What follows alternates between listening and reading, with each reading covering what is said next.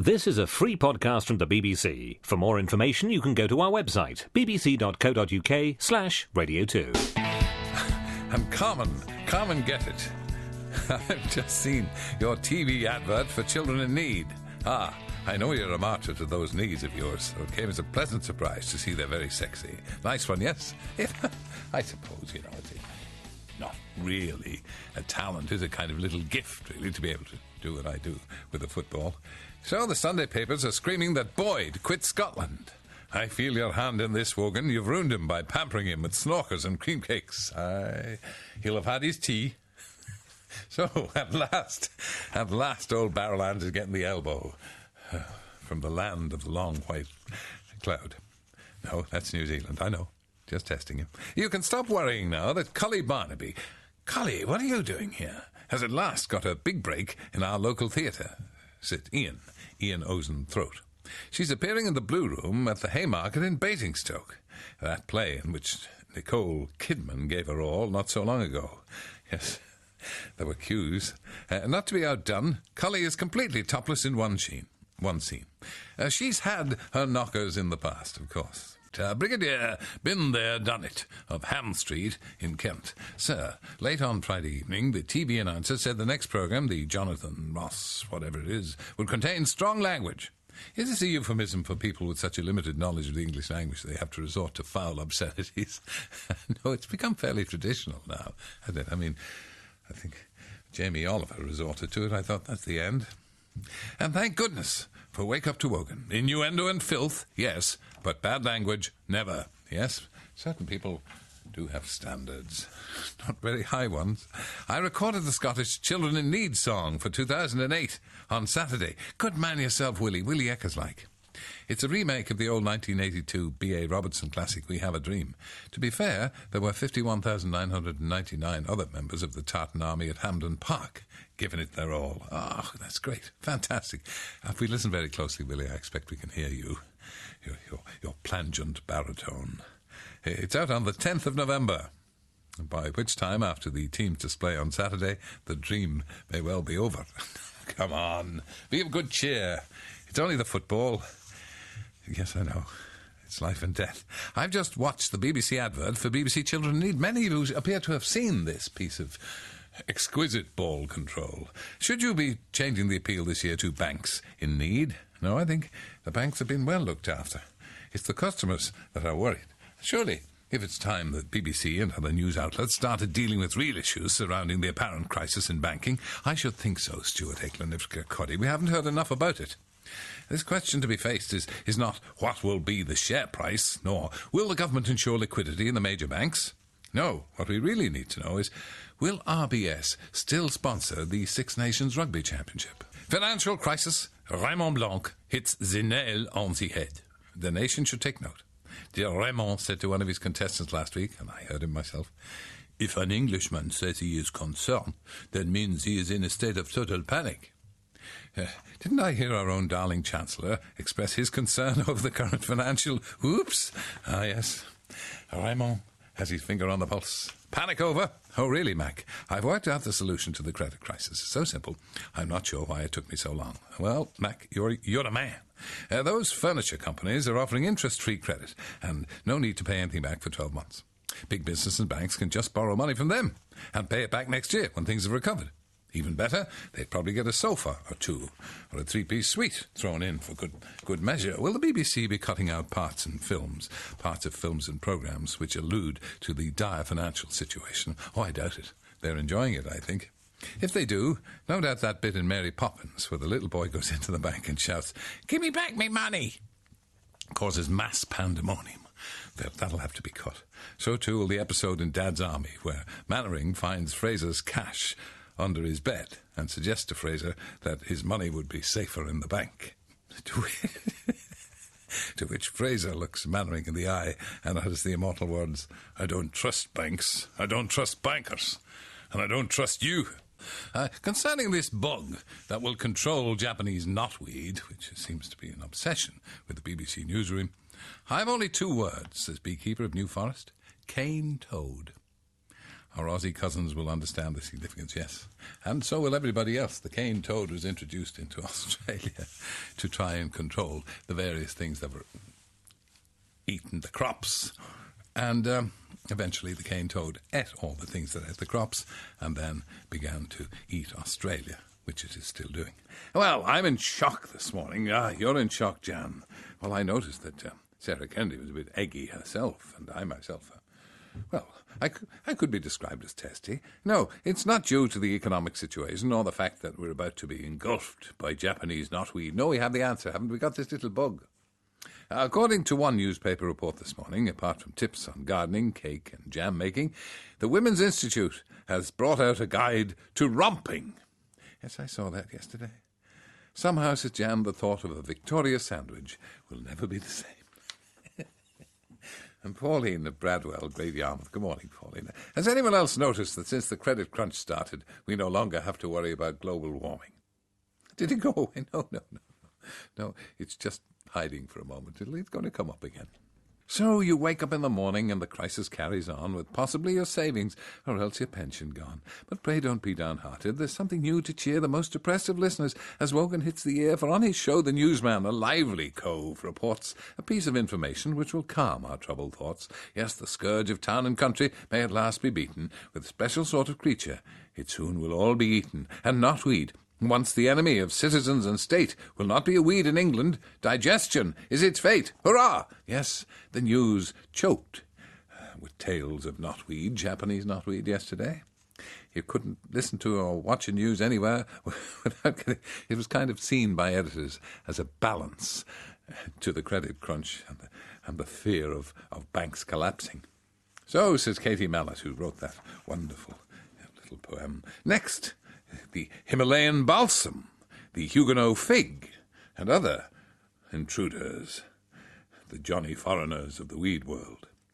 But can anyone do anything about my slugs? Not a word about the slugs. I'm worried about the X Factor. Tristan by the pool says, I watched at the weekend, and if you ask me, Simon and Louis are becoming too testy with one another. Yes, I thought so too, Tristan.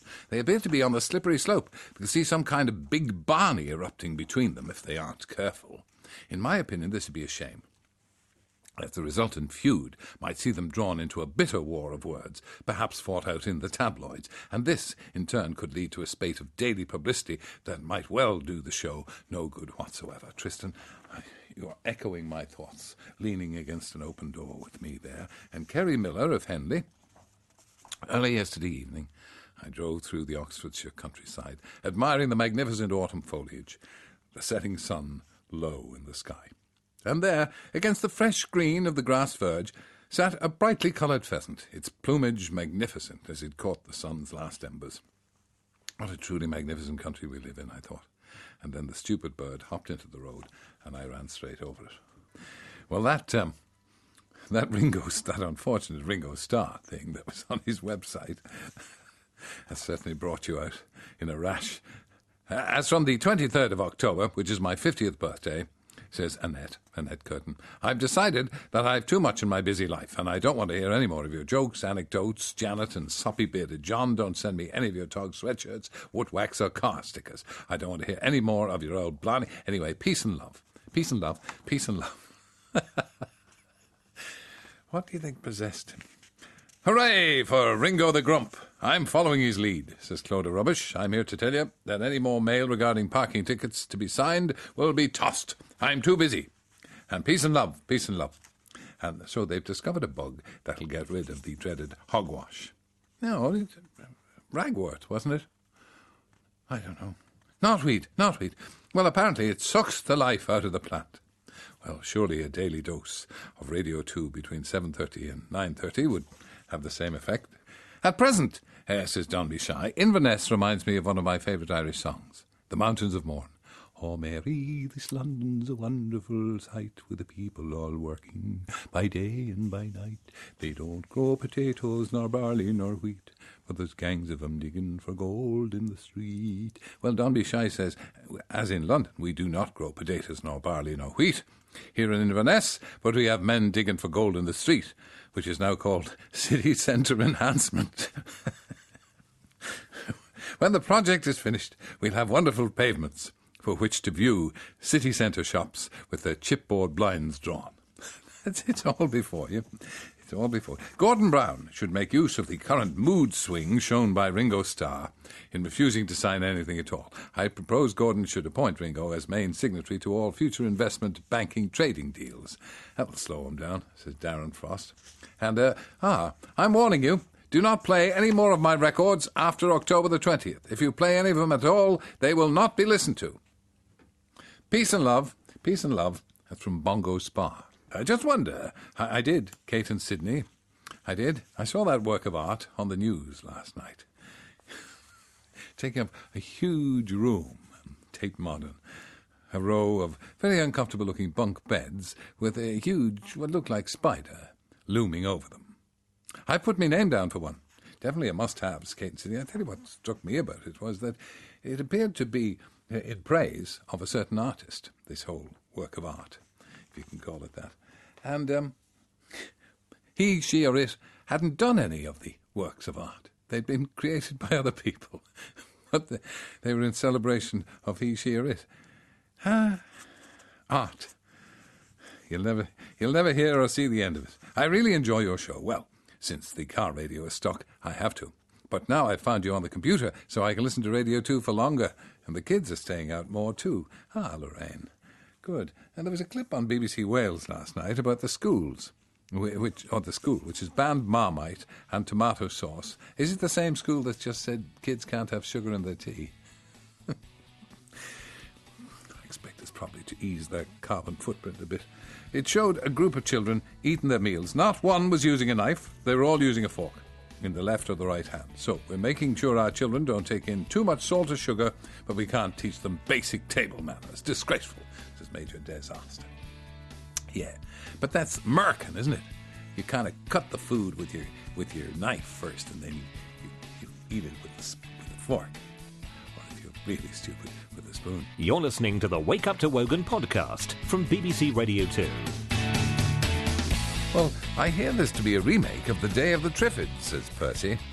The Triffids versus Japanese Knotweed, where John Nettles and the great Nigel Hawthorne play privet investigators, seeking to rescue damson in distress Holly Berry, with the voiceover from David Vine.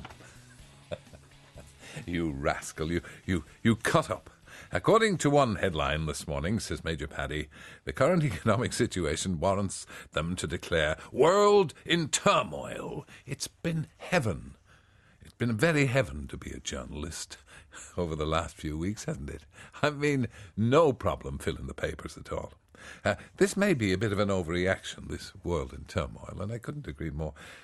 I mean, the world was in turmoil between 1914 and 1918, and things were more than a bit dodgy between 1939 and 1945, but the world is not in that kind of turmoil, is it? Just keep calm. And blindly, says Major Paddy, blindly trust our leaders. I mean, have they ever misled us before? Sean Corleone is writing. At the weekend, says he, I saw a reporter on the news doing a piece to camera about the key players in the current financial unpleasantness, or world in turmoil, as many a journalist would have it. The visual aid being used to educate the witless public, like myself, was fish.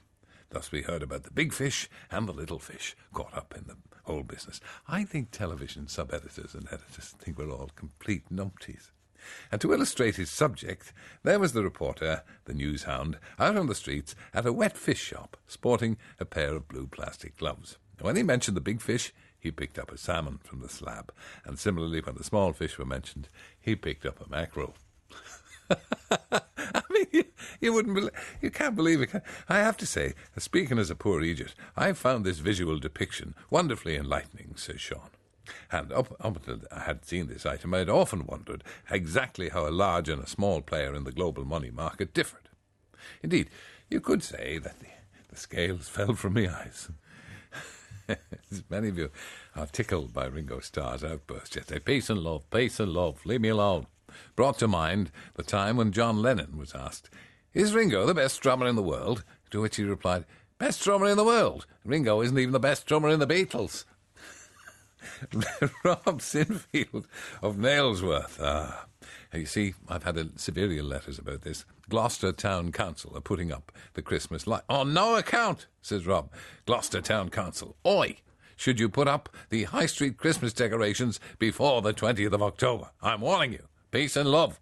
That any decorations put up 71 days before Christmas should be binned. Absolutely. Putting up the Christmas... Mind you, in some European towns anyway, they never take the Christmas decorations down. The Christmas lights are just turned off. They're still hanging over the high street, waiting for next Christmas. And look, somebody pointed out that Jeremy Paxman recently on University Challenge took a smack to one of the young ladies. It was rather obsequious in a very Sergeant Wilson, John the Measurer way. Oh, you're very talented, aren't you? Oh, how well you answered that question. So he also, says Gus Tardwood of Flitwick, Jeremy Paxman, grabbed hold of and rubbed his right ear halfway through Monday's show. More evidence that he's morphing into John the Measurer's alter ego. It'll be hard to believe, but you never know. Why is there never a full English dinner, says Lollipop, or tea, but a full English breakfast? Why doesn't a lightning rod on top of the church show a lack of faith? And what was Captain Hook's name before he had a hook for a hand? Isn't it funny the word politics is made up of the word poly, meaning many in Latin, and ticks, as in blood-sucking creatures? Yesterday, I phoned my telephone company, this is Richard the Lionheart, to chase up the progress of sorting out the fault on our telephone line, which had been done over a month, so we can't make any outgoing or receive any incoming calls. And the very nice lady in Bombay explained to me that they'd closed the file due to the engineers not being able to contact me. Oh, I said, I hadn't received a letter. Oh, no, she said, they would have tried at least twice to call you, and if there was no answer, they would have had to close the vault. Well, that's strange, I said. I haven't had any missed calls on my mobile. Can I check the number you're calling? And so, yes, it was our phone number. Oh, I see. So I said, so they're trying to call the line, which I reported the fault about, and not receiving an answer. That's right, she said. Is your phone still not working? No, I said. But I love your on-hold music I've enjoyed for the last 10 minutes, and probably will for the next 20 years. Could you help me out with a bit of clarification? Starting out my morning with a bit of web surfing, smurfing the net, Sudoku. I was a bit puzzled by the BBC Radio 2 homepage. One entry says, easy and classical. Alan Titchmarsh, David Jacobs, Elaine Page. Well, which one is classical and which one is easy? Now, that would be telling. Oh, by the way, we were talking about Children in Need, which is a scant 4 weeks away now, lads. It's not far. November the 14th, the big night. But, of course, we're going to be having the auction for things that money can't buy. And all of you doing all that you can and doing something different for Pudsey and Children in Need this year. And the Pudsey Fun Pack could help you. And all you got to do to get one is call 0345 607 3333. Or go to www.bbc.co.uk/Pudsey. And as they say, every little helps. Good to know Sarah Kennedy's little rumble tummy is settling down now. An old drain, she called me. How true that is. A couple of times on the show yesterday morning, says Mabel Syrup, your laughter took on the slightly maniacal quality of Herbert Lom's character in the Pink Panther films. Really? Shortly before they carried him off to the funny farm. By the way, he used to twitch. The eye used to twitch. This is normally the sign you're due for another holiday. You've spotted the flaw in me armoury, haven't you? Yes, I shall be away next week, just resting. Please, give us a break. And we, Johnny Walker, as game as ninepence, will be in here catering for your most esoteric whim. And watching the enthralling Cops on Camera this evening. Gosh, do you know that's one of those programs that I've never watched. I've never watched anything that begins with the word Holby either. Richard says, I was surprised to see, after being told that some officers' identities have been protected as they work undercover, that when a small dog appeared in shot, its face had been blurred. It hit me. Now, yes, I watched this. I could scarcely believe it, but I watched it on the news. It may have been one of the local news. Is now that the financial markets have steadied, you see, we need a threat a day, obviously. I mean, bird flu appears to have taken wing, but hey, we need something to keep us on the edge of our seats, to keep us grateful to the government. Well, today, thank you very, very much, John. We're immensely obliged to you. Scientists believe that the ranges of the plague-carrying non-native crayfish and the fierce Chinese mitten crab are beginning to overlap. And I saw that on the television yesterday. I don't know what the conclusion is, that they're going to fight to the death and therefore leave the simple and less aggressive native species alone. I don't know. But, I like a bit of crab and a bit of crayfish. Cooked, of course. Mutt and Jeff, who's the leader of the Michael Mihal O'Hare tribute trio, Murray Walker Avenue, Yell in Yellshire. BBC hysteria over the recent stock market tremble. Yes, indeed. Yes, a world in turmoil. No, that was World War II and World War I. Turmoil is a bit too strong. Don't get me wrong, I've nothing against Sophie Rayworth. Bet you wish, never mind. Anyway, the other day, she said inflation is soaring. Look, if you want soaring inflation, you go to Zimbabwe or Germany between the wars. Or Brazil, but 15 years ago. I've recently taken refuge in your programme because today has been driving me mad. A very good morning to you. Much thanks. Robert Peston ought to be put in a straitjacket. Look, that man is only doing his job. For goodness sake. And being picky, yes, which you are, Button Jeff. You said the other day, always aim for the lowest common denominator. And this morning you said something about, they must think we're numpties. You can't have it both ways. The cat is out of the bag. Jacques says, there's obviously a plan to remake the Pink Panther movies. If you ask me, a frontrunner for the new lead is none other than the elfin-faced rogue himself, Raymond Blanc of Le Manoir de Quatre Saisons. Oui, Raymond. Last night, in their restaurant, he gave a masterclass in the art of franglais. Yes, Raymond Blanc is actually Ray White from Scunthorpe. But he can speak English perfectly if he wants to, but it is more that he speaks the French, and indeed he's probably got more inarticulate as the years have gone by. Indeed, some of the speech was so impenetrable I had to stand and applaud. Bravo, mon ami, bravo, bravo indeed. Raymond Blanc, great man. That's a terrific series, Restaurant. It's wonderfully fascinating. So, do you have a special lighting to enhance your good side? I do indeed, for the radio, it's vital. I only ask, says Jan, because on the one show last night, Jackie Collins was saying that when you interviewed her on your show in the Quandam days, just after the Peloponnesian War, the other guest was Barbara Cartland, who held a special lamp in her lap so she could be seen with a healthy glow. So, is it the makeup and blusher that gives you that George Clooney look? Or the strategically placed torch? No, it is very true. Jackie Collins spoke sooth on the one show when she said that, because Barbara Cartland, who I had the pleasure of interviewing many a time, a wonderful woman and a formidable woman, and always a cloud of pink.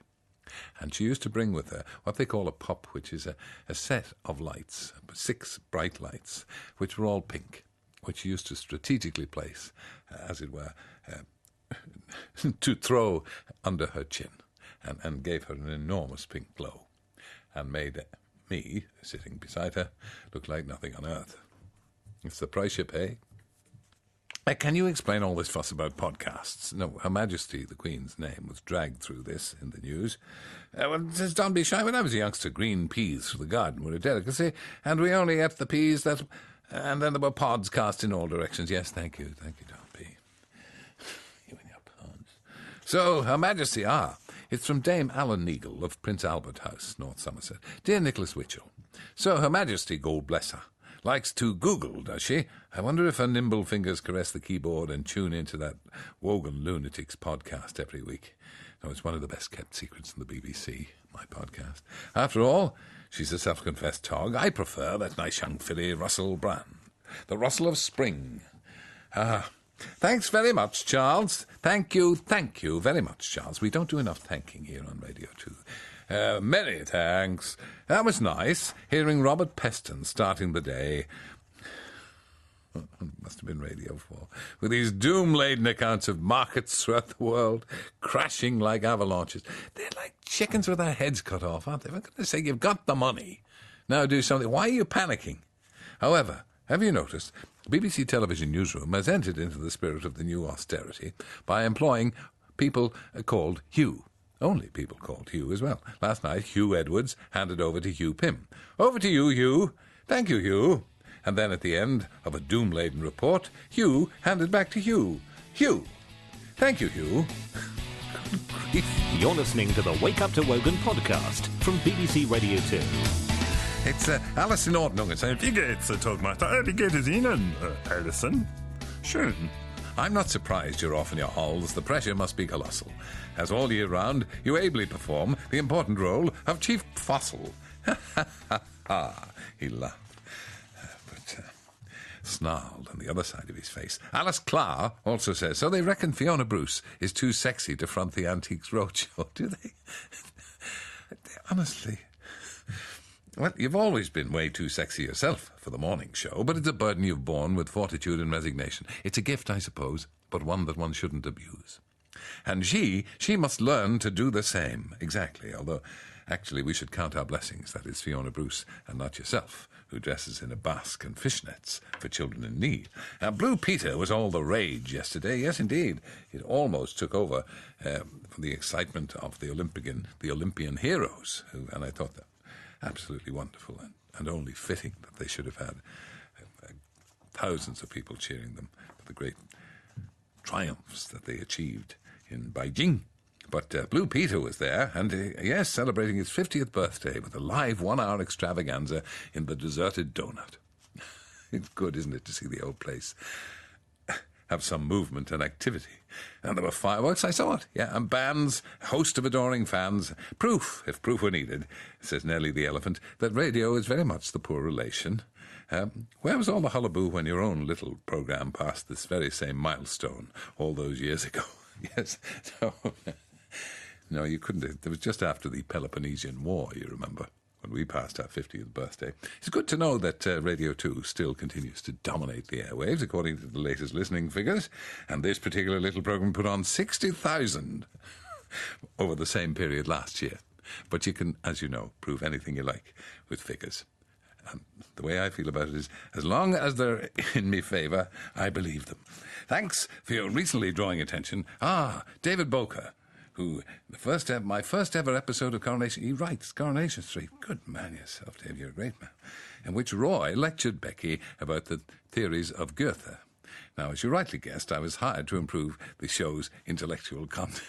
I think you have nerves of steel, David Boker. My future episodes will include lofty topics such as the banality of evil, the spiritual beauty of Audrey Hepburn, and how to survive those apparently meaningless mornings when you're on holiday. Well, now you flatter me, David, and that's the way to get round me.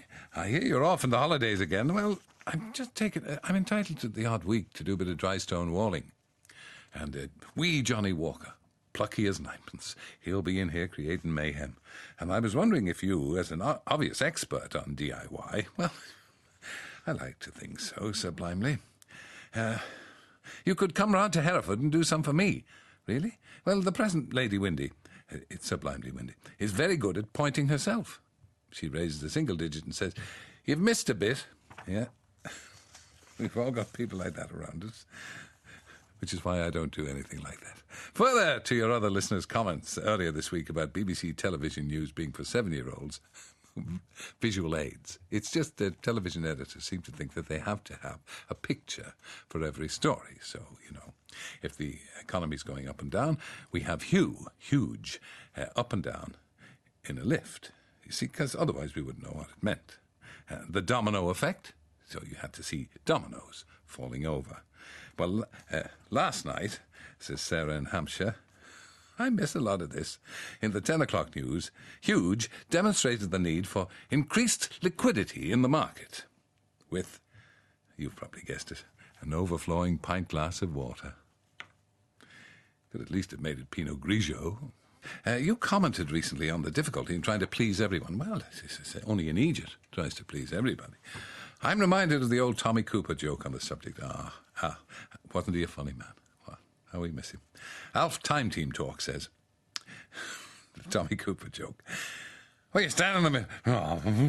Sorry, everybody does a Tommy Cooper impersonation. I won't attempt it. You stand in the middle of a library and shout, "Ah!" And they tell you to shut up. Do the same in an aeroplane, and everyone joins in. Simon Whittam says, were you invited to the Blue Peter party last night? Blue Party Peter. Do you think they're to make their own party food? And, Simon, you watched Valerie Singleton and Anita Turner being interviewed on the one show where that man who looks like he's fallen asleep in his face. How dare you? It's a decent fella.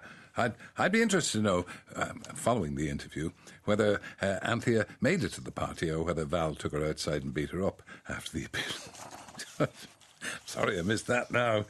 And were you a vision in silver or violet last night? There was a grand levee last night, thrown by a friend of mine, a very nice fella, who occasionally listens to this programme, but won't be listening to it this morning, I'd say, because it was just a little on the late side, which is the reason that I couldn't go along in me silver and violet, because I felt I had a duty to you, the listener. Oh, Terry, how sacrificing. Yes, indeed.